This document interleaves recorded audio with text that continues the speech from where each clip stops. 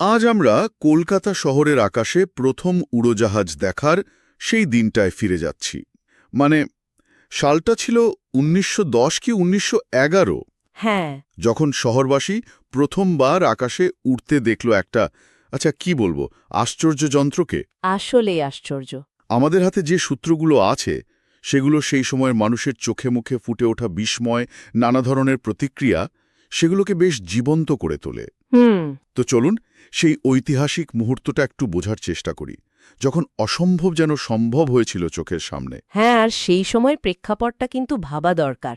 মানে বিশ্বজুড়েই তখন এই বিমান চালনা বিষয়টা একেবারে শৈশবে, খুবই নতুন। ঠিক। তাই কলকাতায় এর আগমন নিঃসন্দেহে একটা যুগান্তকারী ঘটনা ছিল, আর কিছুটা ভয়েরও তো বটে। মানুষের কল্পনারও অতীত ছিল হয়তো ব্যাপারটা। অবশ্যই। আচ্ছা, প্রাপ্ত তথ্য অনুসারে সে সময় টালিগঞ্জ ক্লাবগ্রাউন্ড আর কলকাতার রেসকোর্সে কয়েকজন ইউরোপীয় বৈমানিক তাদের বিমান নিয়ে হাজির হয়েছিলেন। হ্যাঁ, এসেছিলেন।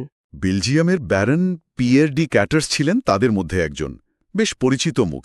হুম। একবার ভাবুন সেই দৃশ্য, কাঠের কাঠামো আর কাপড়ের ডানার তৈরি একটা দ্বিডানা বিমান ধীরে ধীরে মাটি ছেড়ে আকাশে উড়ছে। তখনকার মানুষের কাছে তো অবিশ্বাস্য একটা দৃশ্য।